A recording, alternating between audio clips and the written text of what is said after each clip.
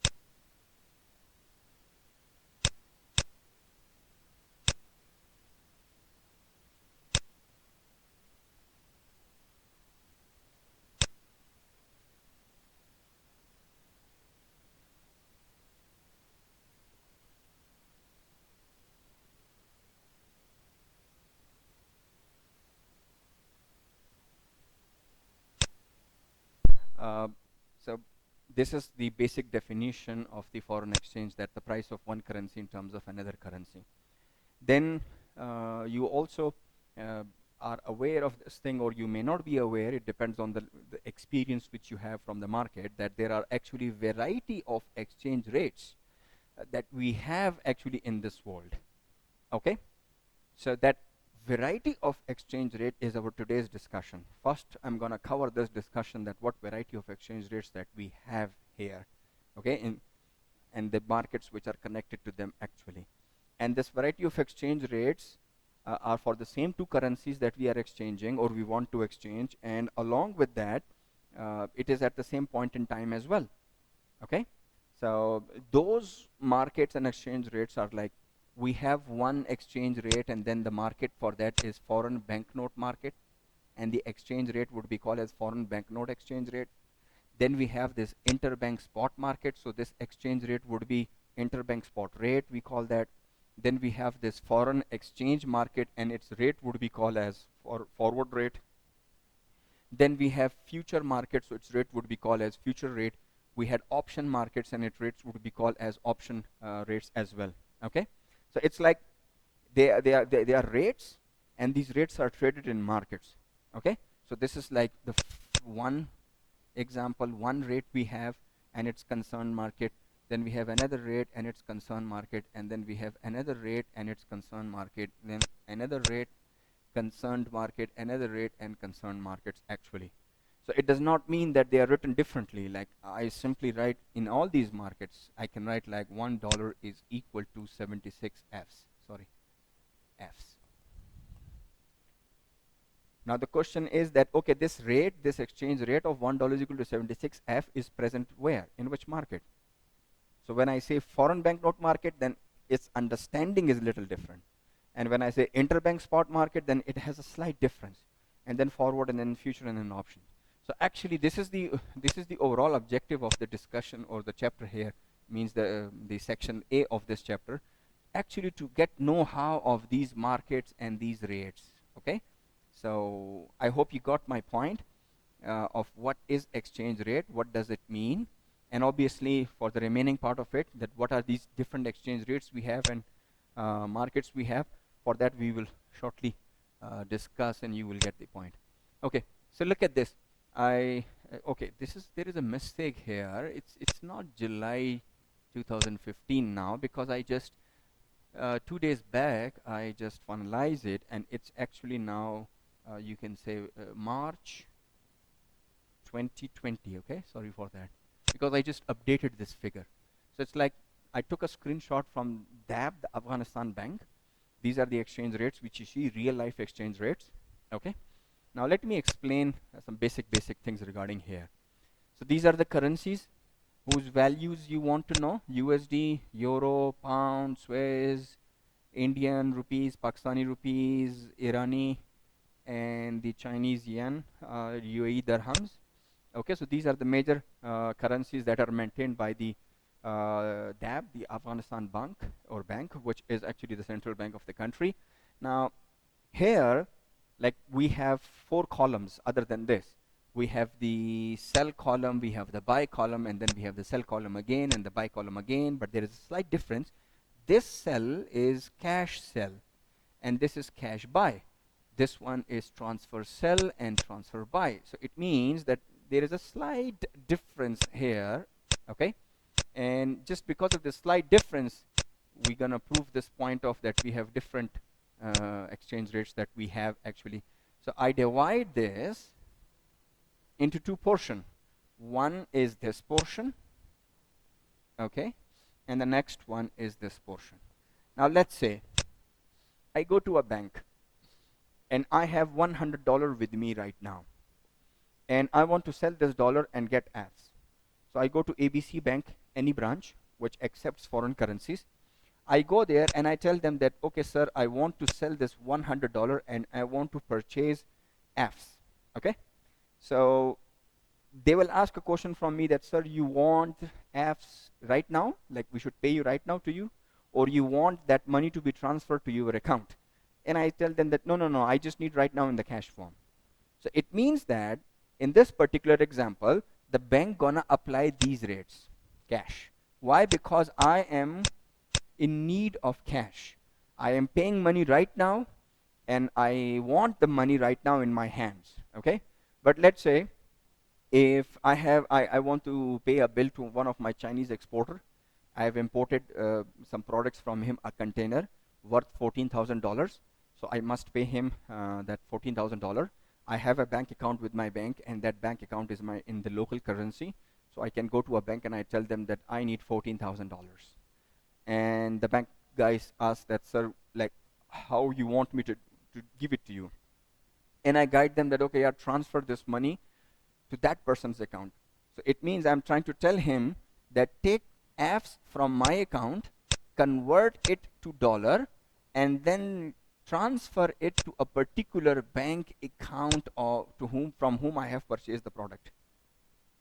So it means that I am not paying any money to the bank in cash form. No, the money is already present in my bank account.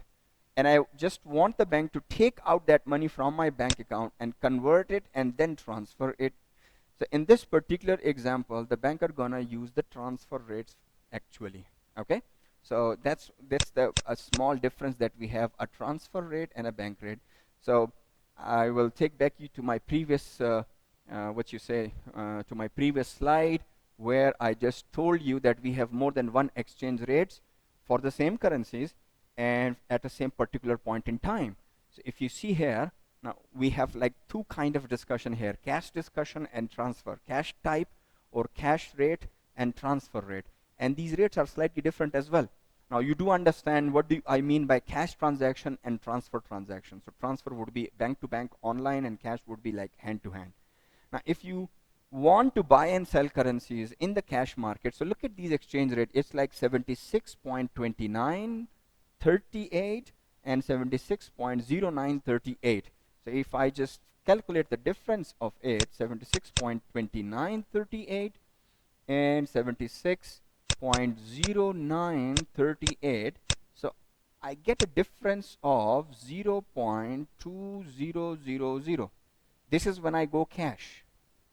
Okay, so that's the spread of the bank actually what they're going to charge. Okay, whereas if I go transfer, so if you look into the transfer rates, that's 76.2438 and minus 76.1438. So the difference here is 0.1000, like this. So if you see here in the transfer one, the amount of profit which the bank is earning from me is small than the amount of profit which they will earn from me if it is a cash transaction. No, there are reasons for that why the profit varies. In the next slide or the upcoming slides, I will discuss this point with you. But right now, I just want to tell you that even on the DAB website, you will see two different exchange rates. And why I wanted to show you the screen was actually to prove my previous slide statement that we said that there are like more than one exchange rate or variety of exchange rates are present. So one example is cash and the next one is transfer. Okay, and there are other examples as well.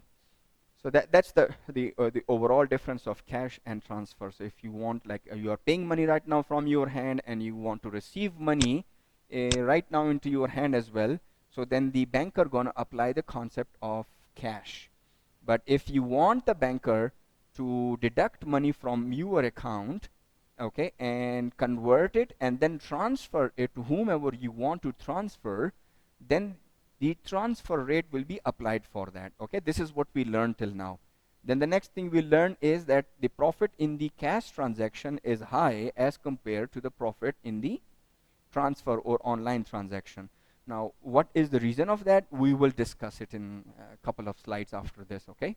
To overall this thing. So, but just we got the idea that, okay, so it means that there are like more than one exchange rates present. I'm just rubbing it so that we can go towards the next slide neat and clean, and we do not have any disturbance in that. Okay, so let's proceed now.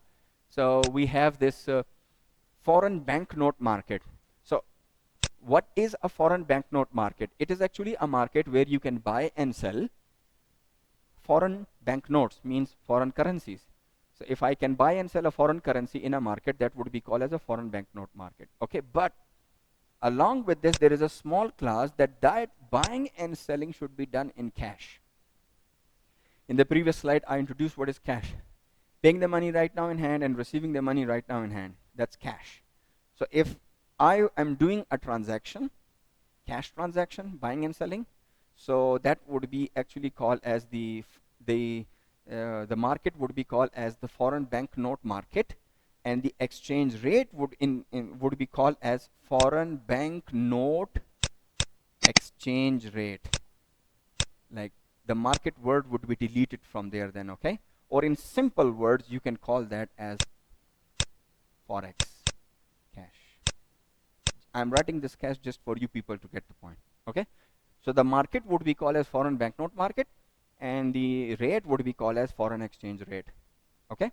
Now the example that we have in our country is you have these money exchange guys who are in the Sarai Shahzada, or you have these people around Sharaino and other major markets of the city actually. So all these people, they receive money from you in the cash, and they pay you money in the cash as well. So all of that is called foreign banknote market and foreign banknote exchange rate. So that's the one which we actually are using in our life here, which we commonly see that, okay? So it is the market where currency notes are exchanged in cash. For example, bank customers where USD can be exchanged to Fs, or vice versa. Any money exchange can give you these services, okay? The rates quoted in this market are very unfavorable because of higher spread, the difference between buying and selling, okay? So higher spread is actually the profit which that exchange company is earning from you. In my previous slide, I did a calculation where 0.2000 was earned by the bank if you are exchanging it in cash. Whereas the same bank was earning less money, 0.1000 profit from you if you're going to use online services. Now let's answer this question now, that why there is a difference. Why less profit and why more profit, okay? So there are reasons is that generally only smaller amounts are traded, which nevertheless requires as much paperwork as a bigger commercial trade actually. So it's kind of like the procedure that you need to follow for a smaller exchange, okay, is the same documentations and procedures must be followed for millions of dollars if exchanged actually. So that gonna obviously, like the cost of that and the procedure or the protocol of that remains same. So obviously that's gonna like the cost the overall process here as well, okay? Like the logic could be taken as this, that if I want to go from one place to another place, so it's like from the university to Sharai now. So what I can do is that I can hire a taxi and I can pay him 100 Fs. But if let's say I have 3 more class fellows with me, so we can hire a taxi on 100 Fs, and then we can distribute it among each other 25, 25, 25, 25, like something like that. Okay, if I travel one or if I travel more, it's gonna cost me same. Now let's discuss some more reasons as well. Now another reason that the spread they are getting more is because of the opportunity cost, okay, and inventory cost. Yeah, that's very much obvious. To maintain the inventory, obviously it's gonna cost you. You're gonna like save the money and everything. As a bank, I have a lot of currencies available. I have pounds, euros, and a lot of other currencies available, and I'm just waiting for the customers to come and buy these currencies for me. So I must have a locker for that. I must have a security system for that. That's gonna cost me. We call that inventory cost, okay? So other than this, if let's say I have electronic money with me, not physical money, transfer money with me, electronically I can do conversion, so I don't need a security locker for that. I don't need a security system for that. The only security thing I need is the online security system, and that's it. Means the cost is less comparatively, okay? I don't need to hire the people, the physical people who can like do the security and everything else, okay? Now let's talk about the opportunity cost. I am a bank, okay? What I had is, I actually had some money in my bank account. It was like my customers who opened current accounts with me, and what they did was that when they deposited that money with me, so I had around, let's say, $1 million Fs. This is the money which customers have deposited to me in shape of different accounts. Now I'm a bank. My job is actually to give this $1 million by the name of loan. I have promised my customer that I will give you 5% profit on this money, and obviously I give loan, let's say, on 9%. Let's say I give loan on 9% to a company or to any person actually. So 9% I take from the person, and then I pay 5% to my customer. 4% is actually my spread, okay? This is main line of a business of a bank, that they take money or they take loans and give loans actually. Now, what another thing I to do is I have another option that I can offer foreign exchange services, which means this money which I have just received, I cannot give this money to someone in the form of loan. I have an opportunity of giving it in a loan and can earn 4% profit.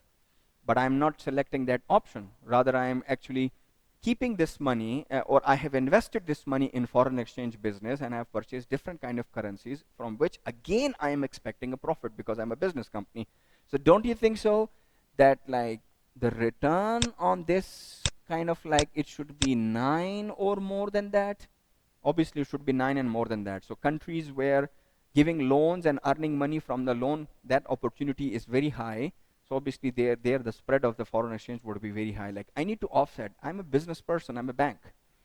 And if I give loan or if I invest money in foreign exchange, at the end of the day, my returns kind of should be like same or more. Okay, so that's like a reason that opportunity cost actually is one of the factor by which I try to charge more money. Okay, and then means like charge a higher value or more spread I am earning. Then the risk of foreign exchange. Okay, now if I give loan to anyone, okay, I have given loan to ABC person or whoever that, so I know there is a risk. There is a risk here. Okay, but that risk would be low because I have taken, let's say, the documents of the home of that person or any other property documents. So I've just secured myself if the person is unable to return the loan, so I can sell that property and I can get my money back. Whereas if I have invested money in foreign exchange, so obviously I have not taken any documents of home or property from the person. Okay, so it's kind of like the price of dollar changes within seconds, within minutes actually. Sometime it goes down and sometime it goes up, and so it means that sometime it makes me upset and sometime it makes me feel happy as well. Okay, so it's kind of quite a risky venture actually. So and we say in the business, when the risk is high, then the return should also be high. Okay, so these are actually certain reasons with which we try to justify ourselves, means the bank try to, or the money exchange guy tries to justify themselves that why they are actually charging more money from you people.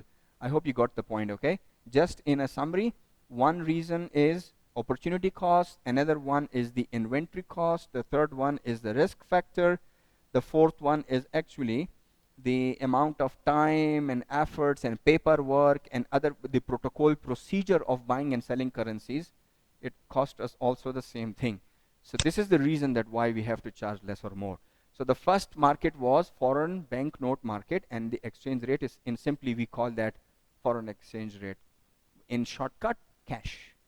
You give cash and then you receive cash. You give dollars, you receive Fs. You give Fs, you receive dollar in cash. No bank to bank, no online transaction. Then the next one we have is called spot foreign exchange, ladies and gentlemen. The spot foreign exchange market is actually the transfer market, okay? Like the one I showed you on the DAB website. It's like interbank market.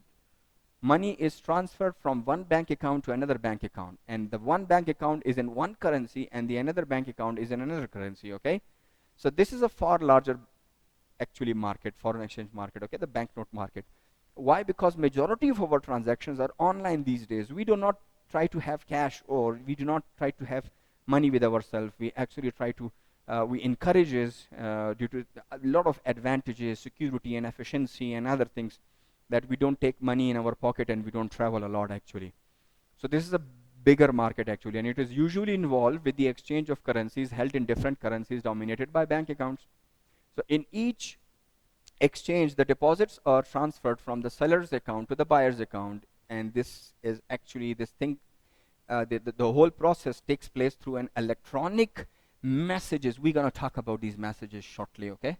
After some slides, we're going to talk about this thing, that it's kind of like electronic system with which money can be transferred, okay? Now, the delivery of such transfer of money can take 1 day, 2 day, and thanks to the technology, we are very efficient these days, and banks within minutes transfer this money.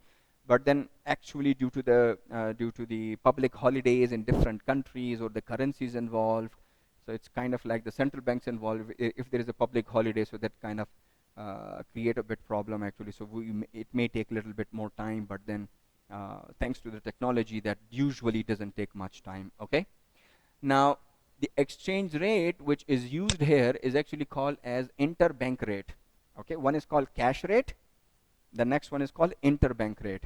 Okay, so when I say interbank rate and cash rate, so the very next thing that should come to your mind is this slide, that we had a transfer rate and we had a cash rate. So cash rate is discussed, and right now I'm discussing the transfer rate, which is called as interbank rate.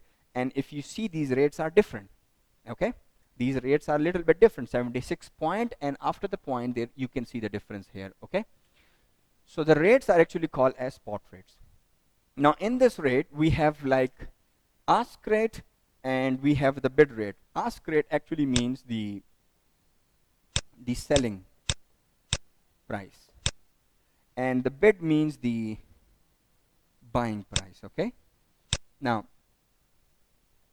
this buying and selling is not dependent on you and me. Okay, if I have $100 with me and I want that $100 to be converted, who I am, I'm just a customer and I only have $100 with me. So if I go to a bank or any money exchange guy and I tell him that, yeah, I need this, I need Fs in return of this thing, so it does not mean that the rates which are like the bid and ask determinations which are done, that's based on me. No, it's not like that. Okay, although I am selling dollars because I am giving dollars. Okay, and although that if I'm selling dollars, then I'm buying Fs. So this buying and selling decision is not dependent on me, it is dependent on the bank, on the money exchange guy who is receiving the money from me. Okay, so we need to, this buy and sell is on their perspective actually. Okay, so let's say I go to AIB bank and I have given $100 to them. So there is a guy, employee of the AIB bank, he will see the bid and ask from the bank's perspective. So when the bank says that, sir, our ask rate is this much and buy rate is this much, then it means like we're referring to the bank. Okay, so please look into this thing actually. The ask rate is the selling price and the bid rate is the buying price. The difference of selling and buying is actually called as profit, or you can call it as spread. Is it okay?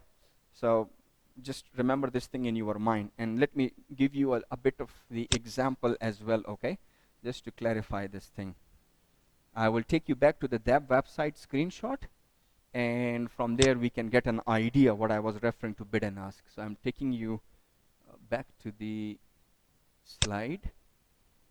Let's go. Oh yeah, it's here. Now look at this.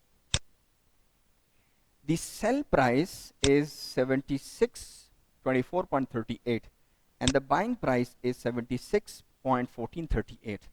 Now I have a dollars in my hand and this is me. That's me. I went to a bank.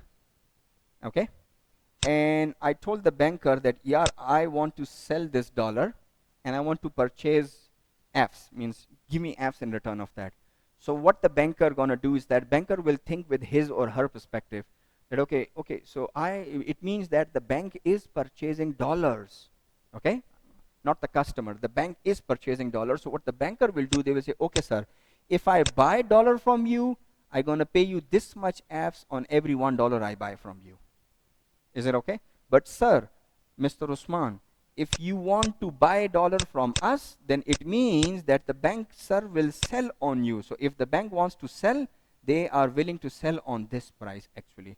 So I hope you got the point, that when I talk about the bid price or the ask price or the selling or the buying price, then it is dependent on the banks actually. So we don't take decisions based on like I am buying and I am selling. No. It's like the banker will think that, okay, what I am doing, the banker would say that I am buying. So it means that, okay, they're gonna like go for the selling price and buying price and likewise. Okay, so I hope you got my point. Then if not, then obviously we have this Zoom, so on the Zoom we can also discuss these areas actually. Okay, so we are good to go. Let's go back to our original slide where we were. So we were here in the interbank spot rate, the bid and the ask actually. Let's proceed. Now let's discuss the organization, which is the major point of discussion here, that how the system is organized actually. So foreign exchange market, if you remember in my previous chapter as well, I have slightly discussed it, that it's kind of an informal market. It does not have like a particular building, okay, and then there the decisions are made. No, it's kind of like informal network, and the participants of that network are like giant money exchange dealers, bankers, central banks, and other things. Trillions of dollars, ladies and gentlemen, are actually traded in one single trading day. Actually, 24/7 market. It never sleeps. Okay, never ever sleeps. The beauty of this thing is that if, let's say, right now it's like the official timings are off in our country, so there is morning in Europe or other country, America especially, so then those banks and foreign exchange companies and other floors are open, so you can even buy and sell there. Now, this is such a system which involves money, information of money and exchange of money. So when we talk about money, so money means sensitive thing, highly sensitive. Even the money itself is sensitive, and the information which is shared between banks are also highly sensitive, because the whole game is that the most precious thing of the world is not diamond or other kind of these jewelries. The most precious thing actually all around the world these days is called data. And if you get access to the data, so a lot of things can be done actually. So what we have these days is we have actually a organization, okay, a kind of a system which supports this communication between banks actually, and we call it as, or name it as, SWIFT, Society for Worldwide International Financial Telecommunication. Now SWIFT is a system which actually computers, internet, and these kind of connected things. It is a system which is only used to transfer information, communication only. It is not a system with which actually we transfer money. We only give information on the money, okay? Remember this thing. Excuse me. So the headquarters of the SWIFT system is based in Brussels, Belgium. Okay, it is such a system, SWIFT. SWIFT claims that, like, in all these years of their existence and operations, okay, they have never been hacked. It's quite a sophisticated software system, and along with that, it's quite an expensive system as well. So if, let's say, there is a bank and the bank wants to offer money exchange and international transfer facilities, money transfer facilities to other countries, okay, so obviously they must have a SWIFT access account. If they do not have a SWIFT access account, then obviously the banks must have a correspondence with a bank which does have a SWIFT account actually, okay? Or sorry, do have a SWIFT account actually. So let's talk about the SWIFT in detail, how the system works and every single thing, okay? Now, before going to that, let's discuss this communication kind of thing, like the bank-to-bank market, okay, bank-to-bank spot exchange rate. So how they work actually, like how they communicate things with each other or how they interact with each other. So actually we had two, the banks uses two platforms or two techniques. They can have direct interbank, what you can say, communication, or they can have an indirect level of communication as well with the help of broker. The direct one is actually called as open bid double auction, and the indirect one is actually called as the limit book single auction. Now what do they mean? What do we mean by this open bid and double thing, and what do we mean by the limit order and single auction? So let's see a diagram, and in that diagram we can get the idea that actually what do we mean by this single and double here, okay? So give me a minute and let me scroll down. Yeah, that's it. Okay, so that's the next slide. Now look at this. Let's say there is a company by the name of Alkozai, so which you have, okay? And let's say Alkozai have just purchased some raw material from US. They want to pay their bill in dollars. So what Alkozai will do is that Alkozai will go to their bank, and let's say the bank, the account they have is with AIB. They will request AIB that, yeah, I need $1 million. Would you help me to arrange it? Okay, sir. Yeah, sure. I will do it. So let's say if AIB have $1 million, think simple, directly will sell it on Alcozai. If AIB doesn't have $1 million, then what AIB will do is that they will request the Alcozai, give me some time, and I'm gonna arrange that money for you. So maybe AIB has a kind of corresponding relationship with the Azizi, okay, Azizi Bank. So they will call the Azizi Bank that, yeah, I need $1 million if you had. And let's say Azizi confirms, yeah, I have $1 million. Then AIB say, okay, give me your open bid. AIB will say, give me your open bid. Open bid means that Azizi, AIB is asking from Azizi that, okay, if you buy dollar, then on what price you will buy? And if you sell dollar, then on what price you will sell? So Azizi will say that, okay, yaar, if I buy dollar, I will buy dollar on 75. And if I sell dollar, then I will sell it on 76. 1F is the profit of Azizi. This is called open bid.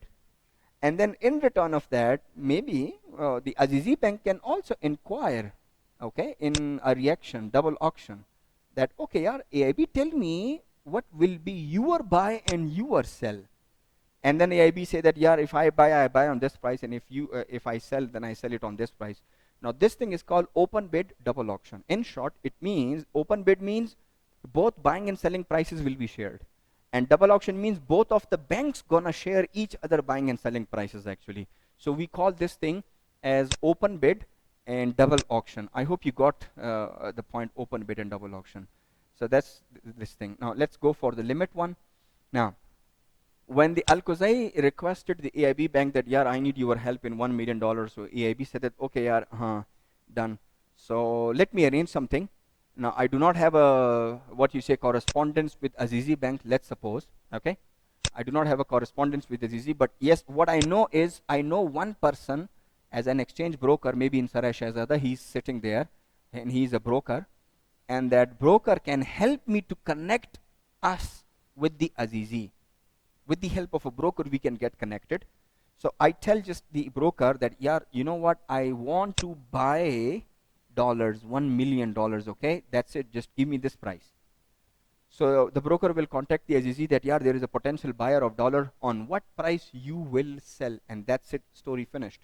Azizi is not inquiring in exchange of that, okay, on what price he is selling or buying. Like, there is no kind of double auction. It's kind of like one-way communication. Information like request will go from one side, and from the other side they can simply say that, okay, yeah, this is the price I'm willing to sell on. So this is actually limit. This is the limit, and it's kind of a single auction. Why it is called single auction?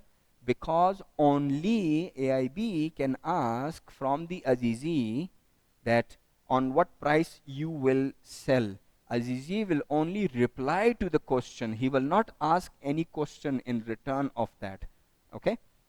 So when we say, let me take you back to the original slide. So when I say limit book, it means like only the buying will be asked. Okay? That I'm buying, so Azizi is selling, only one price will be asked. Single auction means only one bank will ask. One person can ask, the person who is buying. That's it. Open bid double auction means, in open bid means both buying and selling price can be asked, and both of the banks can ask from each other. So that's actually a slight difference between the open bid and the limit one. Okay. Now let's go to Swift and let's study an example where we can study the extra details of the Swift. I will just take a little break and then come back to you again. Okay, I am back. Let's discuss now. Now, to explain the concept of this Swift, that how does the Swift system works actually, I want you to, or I will go little whiteboard approach to teach you the concept of that. So that let's go to the whiteboard. Okay, so let's discuss the concept of the Swift, and I will be like little quick so that you can have a little bit saving time of that. So let's say we had a we had a customer by the name of Apple company. Oh, sorry, it's kind of like very thick. I will decrease the size of that. Okay, we have Apple company, which is an American company. So let's say Apple has purchased a product, a raw material, from a company by the name of Generation X, which is a UK company. Okay, so I will just write here US, and I will write here UK. So it's a UK company. Now Apple is a customer of a bank, which let's say we call that Citibank.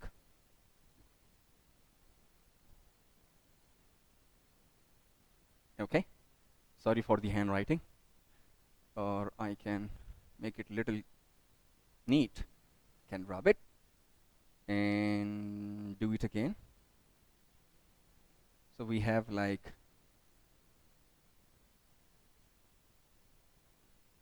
Citibank. Oh, it's spelling mistake again. Okay, so let's have that. We have Citibank. He's a customer of that. So what Apple does is he contacts the Citibank and inquires that, yeah, I need dollars. Okay, the same story. The Apple says I need $1 million actually.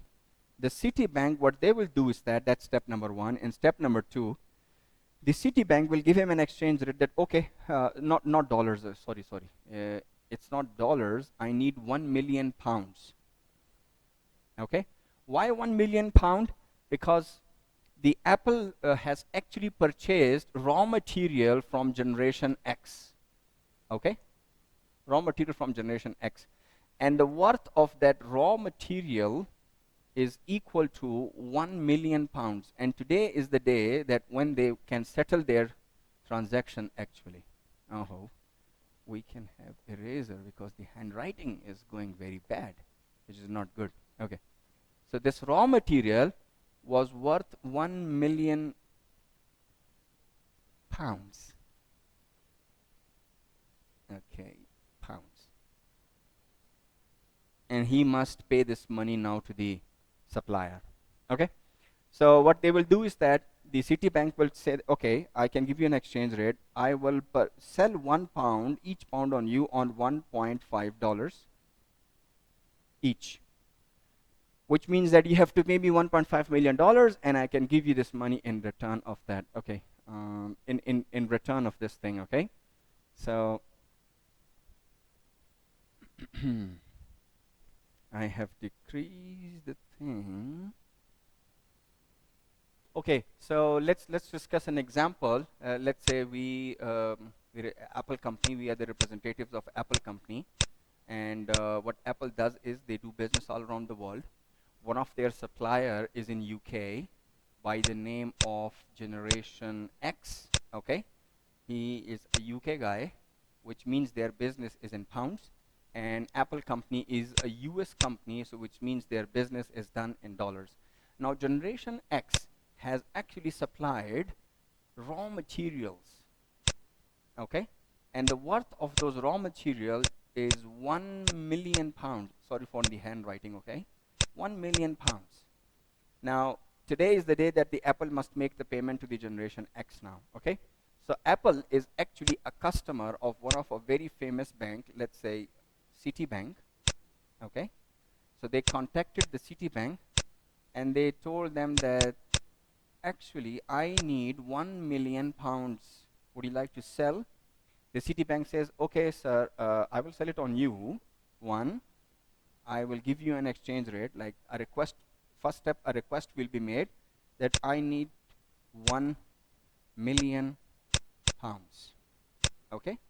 Then in the second, the Citibank will give an exchange rate that, okay, 1 pound will be equal to $1.5 each, which means that the Apple company must pay $1.5 million to the bank, and the bank will actually give them 1 million pounds.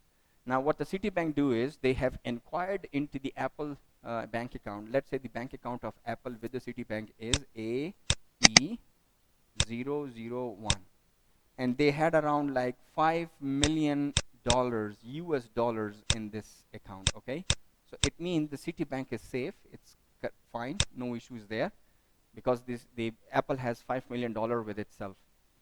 Now what they will do is that they will just deduct $1.5 million from this bank account and 1 million pound, and then they're going to transfer that. Okay, so let's say that Citibank does have that much money, 1 million pound is available with them, all the things, terms and conditions are being accepted by Citibank and Apple company.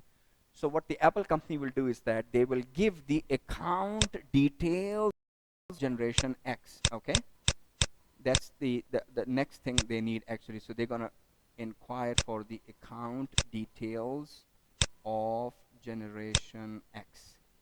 Now, let's say generation X has an account with one of another famous bank, which is HSBC, okay? And the account which they have is called GE1234. And let's say there is £0 available in this account of the generation X. So generation X gonna share this account details with Apple company along with all the international or these kind of SWIFT or bank codes. Then the Apple company is supposed to share that with the Citibank. And the Apple and Citi must accept the terms and conditions. Once it is done, before the money is transferred, the Citibank in the first phase, Citibank will send a message to the HSBC bank. And in the second phase, money will be transferred actually. So we are here to discuss the first phase because that phase is related to the SWIFT. So what both of these banks have done is that both of these banks have or are being a member of SWIFT. They have purchased the services of SWIFT. Okay? So it means that what the Citibank will do is, I will kind of divide this thing here, and then I will use the red color to have a little bit difference. So the Citibank will send a message, okay? And what he will do is that in that message, now I'm trying to explain that in kind of like comprehensive form. Actually, these are codes. Codings are used. The code of Citibank, the code of HSBC, the type of message, the nature of that message is also in terms of codes. It's kind of like coding system is used actually, okay? So please remember that. So what the Citibank will do is that they're going to send it like this, that I am Citibank, and then the complete details of that, and then the branch code and everything is written, and I am actually sending £1 million actually to HSBC, okay? And this £1 million is for one of the customer of HSBC by the name of Generation X, and the account details of Generation X is GE1234. Now, ladies and gentlemen, I have just done something which is not done in real life, because I have just explained this, the whole process of this, in a form of a comprehension form, okay, in a sentence form. Actually, this is not done in the sentence form. We are having these sophisticated kind of codes, and obviously the people who are operating the SWIFT system, they must have a training as well for these things. So this message will be transferred. It will go to the SWIFT server. It will be properly verified. The codings are fine. Everything is correct, authenticated, and then it will be transferred to who? To the HSBC. Okay. So the message will be received by the HSBC that okay, Citibank is about to transfer £1 million to my branch, and that £1 million is actually should be forwarded to GE1234 bank account number, which is actually in that branch, London, and blah blah blah. Okay, so that's how you do. And once they receive it, so what HSBC are gonna do is that they're gonna send a confirmation message that okay, confirmed, I got your point, what you are saying. The confirmation message will go to SWIFT, and from SWIFT it will like go to the Citibank confirmation. So what the Citibank have done is that using the secured system of SWIFT, they have communicated that actually I'm about to transfer some money, and that money is actually for that purpose. So this is the function of SWIFT actually. Here the SWIFT is used, and it's quite a sophisticated system with a lot of codings actually. Okay, like if bank-to-bank direct involvement is there, if Citibank has a corresponding relationship with HSBC Bank, so they're going to use this technique. If Citibank does not have a corresponding relationship with HSBC, then they need to find a common friend. It could be any other bank, let's say Morgan Stanley. So Citibank will send the message to Morgan that I am sending you this $1 million, and like this $1 million is you must transfer that to HSBC, because in HSBC, one of the customers should receive this money, so it's kind of like a third party is also involved. Then the nature of messages and the codes which are involved would also vary actually, okay? Remember this point. So there are kind of different codes available in SWIFT system you have. So that's the, the SWIFT system.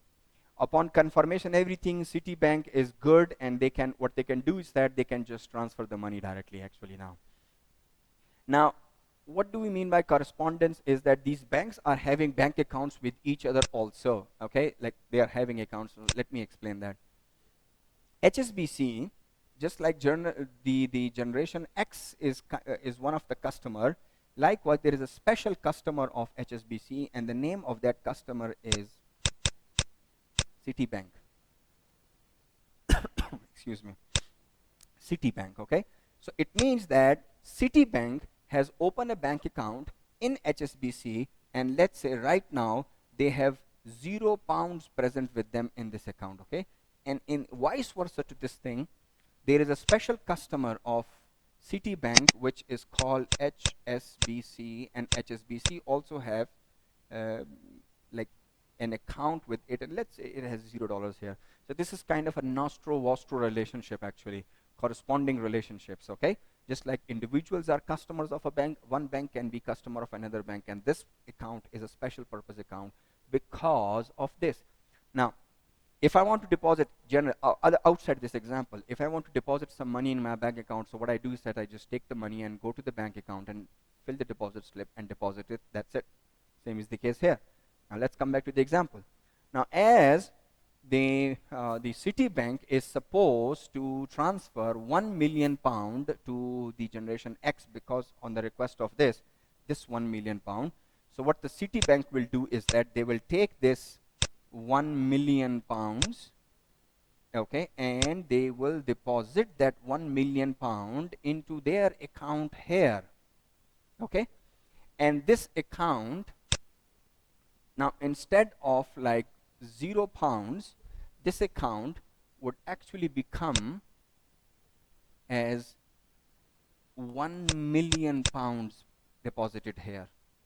The moment that there is £1 million deposited here, HSBC will get the point that, okay, this £1 million is actually for the purpose to be shifted to the generation X bank account, and they will take the money from here, and here it will become 0 again, and here the generation X will receive £1 million here, okay? So this is how you can transfer the money and transfer the message. So the first phase, the red color phase, is actually the message that is sent through SWIFT, and the second one is actually the transfer of the money here. So I hope you got my point, that what I'm actually trying to explain here. Now the question may arise here that, okay sir, done. This example is simple. Citibank had some money with themselves, pounds. Sir, what if Apple inquire to the Citibank that I need £1 million, Citibank have promised, given the exchange rate, and then Citibank is actually do not have that much money, pounds actually. So what they can do before sending the message through the SWIFT to HSBC, they can find or they can purchase the pound themselves, and then they can transfer. So let's say in order to purchase that, what the Citibank have done is they contacted a lot of friends, a lot of other banks, exchange companies, and they found one bank which is Dubai Bank, okay, DB, Dubai Bank, okay. So they found that Dubai Bank has given them an offer that, okay, for every £1, they will charge them $1.4. I mean, the Dubai Bank says that, okay, done. I will sell pound on you on $1.4. For Citibank, this is a good option. Like, it makes sense. The Citibank is selling on 1.5, they are buying on 1.4. It's kind of profitable decision. But as that Citibank does not have any corresponding relationship with the Dubai Bank, so it opens up to worry and exposure. That Citibank could be worried that what if I give them the money and then the Dubai Bank don't give me the money, and something like that. So in order to give both of the parties confidence, what actually we have is, these days we have a system of chips. Chips is kind of a guarantor. It's an organization owned by like a lot of big banks, and like hundreds of members are there, okay, or dozens of members are there actually. So what you need to do is, if you want to avail the services of the chips, you need to open an account with the chips actually, like Citibank. Citibank has an account. He means he is the member of chips, like Dubai Bank. Dubai Bank should be the member of that.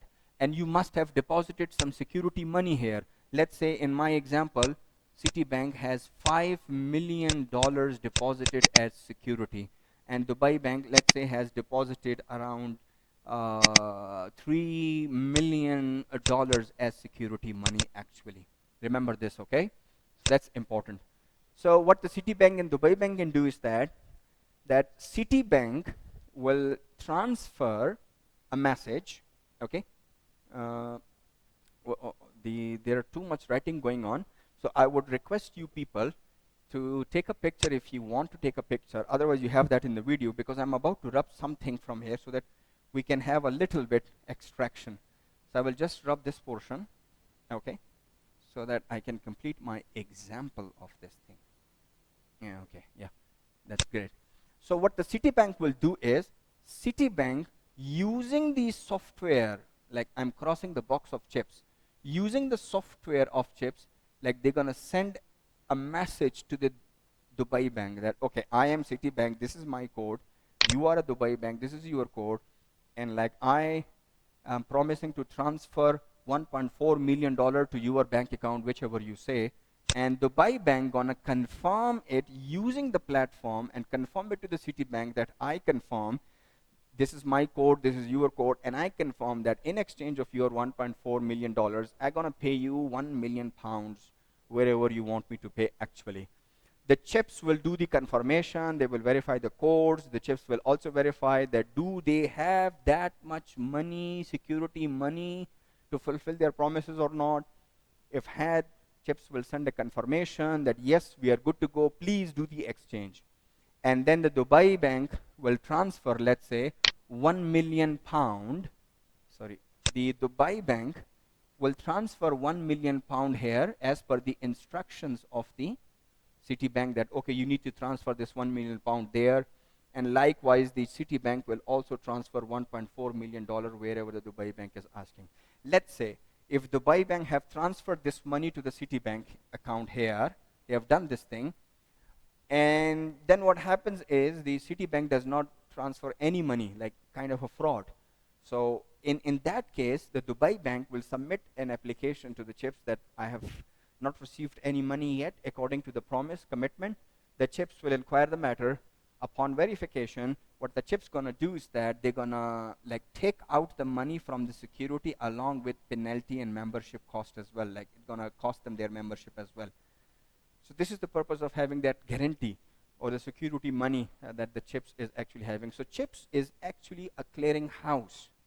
It is a clearinghouse mechanism which is used by those people, those organizations, which first they are the members of that, and likewise we have other banks as well. These big names are here.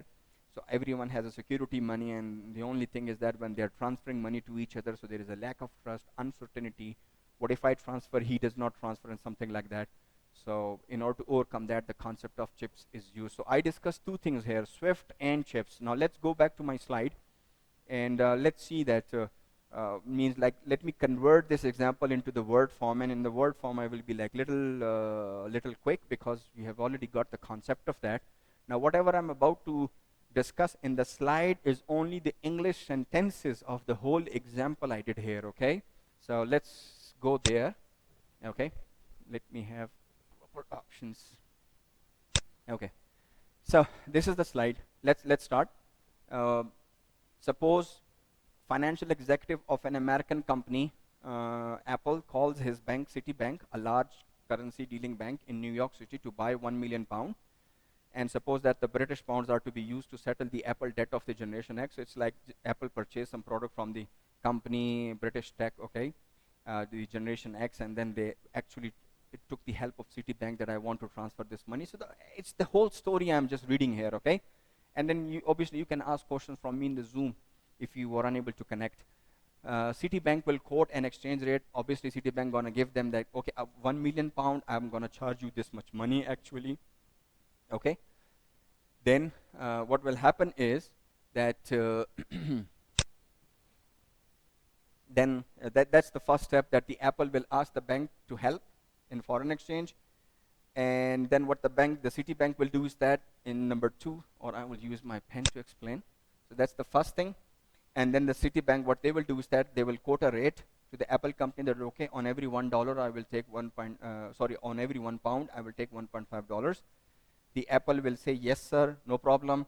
And then the Apple must give the details of the Generation X, that, sir, I want this money to be transferred to this company, that, and this is the account details and all such details actually. So the details would be shared. Once it is shared, then they will go to the next level, where the Citibank, what they're going to do is that once they receive an agreement message from the Apple that, yes, I accept the terms and conditions and everything, then they're going to send a message using the system of Swifts. And remember the whole story, recall that whole story in your mind. The Swift will receive the message, and they will, upon confirmation of that message, they will transfer that message to HSBC, and as HSBC will receive the message of the payment, and confirmation will be sent back that, yes, I confirmed that the details, whatever are given, is correct. I have this customer, and everything is fine.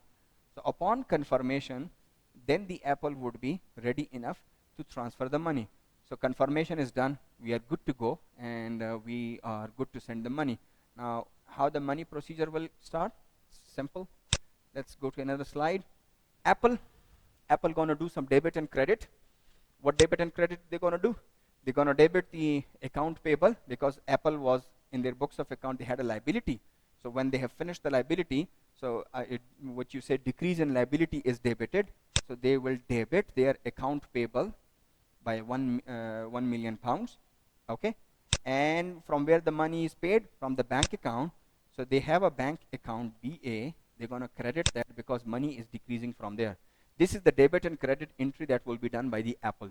Citibank, simply they will debit the money from, debit means minus the money, okay? They will minus that $1.5 million US dollars, minus this money. Citibank will do this thing, okay? And then they will convert that 1.5 into pounds, and plus their commission as well, obviously. What the HSBC will do? HSBC will credit, means plus this 1 million pound to the Generation X company bank account.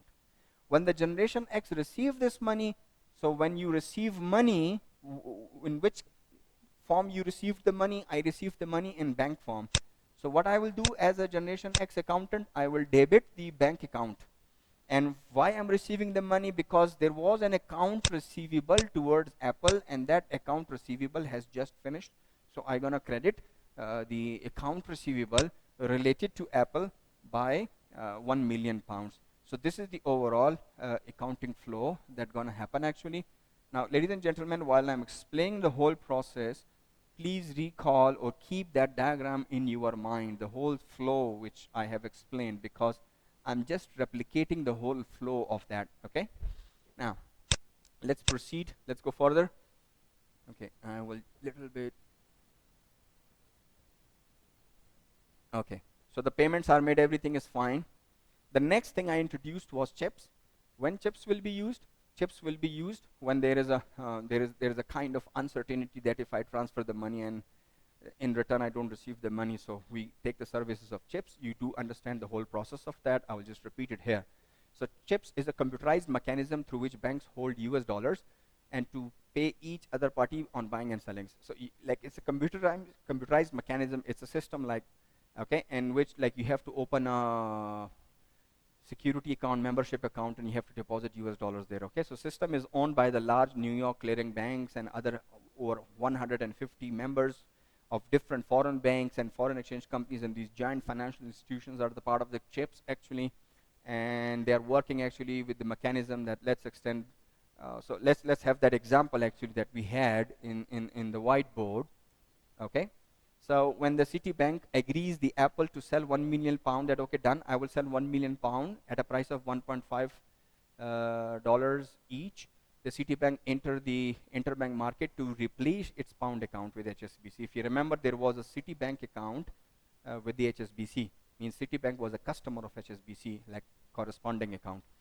So they had to put 1 million pounds there. If they have that money, so that's fine. There is no issue. But if they don't have that money, then they're going to find someone and they're going to buy pounds from them and then transfer it to that account. So what they did was that Citibank started calling different friends, different banks, and suppose after like few telephone calls, Citibank finds the cheapest price for the pound. On agreeing to buy 1 million pound, the Citibank gives instruction to deliver 1 million pound to the account in their HSBC. Like they found Dubai Bank, that okay, Dubai Bank was offering a cheap price. So Citibank said, okay, done, that's great. They have requested the Dubai Bank that you will transfer this 1 million pound to one of my account with HSBC. You put this 1 million pound there, and in return of that, wherever you want me to put your $1.4 million, I will put it there. So we are good. And that's it. Citibank, what they do is that the payment to the HSBC bank will be effected when the Citibank enters into the CHIPS computerized terminal. The Citibank will log into their computer system of CHIPS. They will enter their own code. Then they will write there that like the seller of the pound means the Dubai Bank code. So first they will write their code. Then they will write the code of the Dubai Bank. And then they will write the amount of dollars that Citibank will give to Dubai Bank. In return of that, the seller of the pounds will enter its code. Means the Dubai Bank will also enter the code in the system. Then they will enter the Citibank code. And then they will like enter the amount of dollars that is expected to be received by them actually. So again, they're gonna use the system again, okay? And then obviously confirmations will be done by the chips, because without their confirmations, transactions cannot be made. So the transactions will be made, money will be transferred with each other, happy life. Dubai Bank will transfer 1 million pound to the Citibank account, which is maintained with HSBC, and the whole system will work actually. So it's just that this system will work actually, okay? So the chip system is the yellow system. So I will just color it like this. This is the overall chips discussion going on, the yellow region. Sorry for too much colors and lines, okay? And what color I should choose? I do not have much options, so I'm going to choose the blue color. Sorry for that. Maybe you cannot differentiate it. This thing is actually Swift. So we have Swifts and we have chips. These two actually helps us in better communication and transportation or transferring of money actually, okay? So that's it for the chips and the what you say the Swift. Let's go to the last slide of our session A. So what we just discussed was, we discussed the retail versus the interbank market. What is the retail market? If you remember, you know it by the name of cash. And interbank market was by the name of transfer. So you know a lot of details about them actually now. So there is no need to kind of give you a repetition of that. High spread, okay? The high spread is there because of certain reasons. And the transfer, these are the related to exchange rates that we studied, okay? And the last one you have is the customer draft and the wire transfer, where like if you want to transfer money from one bank account to another bank account, so what actually you do is that you can use customer draft and you can use wire transfer as well. So a customer draft is kind of a documented technique here. To just give me a minute.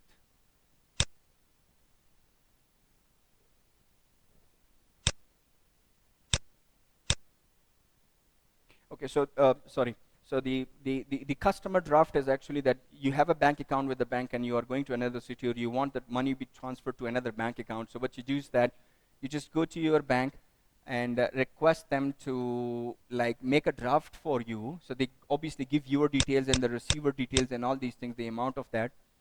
So a draft is actually created, and then you can give that draft or send that draft to the receiver, and receiver will show up in the bank, and that's how it will work. If you want to avoid this thing, then in this year, like in the 21st century or like in 2020, we are actually using these wire transfers, which are these online money transfer, efficient, safe, within seconds it is done using the Swift platform that actually I have discussed with you here. So that's the overall discussion of this. That's the Swift platform that we actually discussed. So that's the overall discussion of that. that's it from my side, ladies and gentlemen. We will study the next section, but that would be our next week coverage. So I hope that you have got all of my points. If you had some questions, please list it down, and then we can discuss that in the Zoom section when you come online to the Zoom platform. So please watch it, jot down all of your questions, and then most welcome for there. I will be waiting, eagerly waiting for you people to come up with questions so that I can answer your questions actually. Thank you very much. Stay safe and stay at home. Let's stay at home as well. Thank you very much. Take care.